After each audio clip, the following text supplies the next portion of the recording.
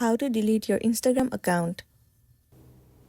The very first thing you want to do is to head over to your application Instagram. Enter your login credential, as in your username and the password, and log into your specific account that you want to delete. Once you are in here, head over to your profile at the bottom right corner, and then click on this 3 horizontal line at the top right corner. In here, head over to Account Center, and then move into Personal Details. Tap on Account Ownership and Control. You will see the option where it says Deactivation or Deletion. Simply tap on it. Click on your account.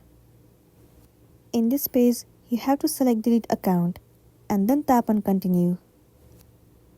You have to select the reason why you want to delete your account. Once you have selected, tap on Continue.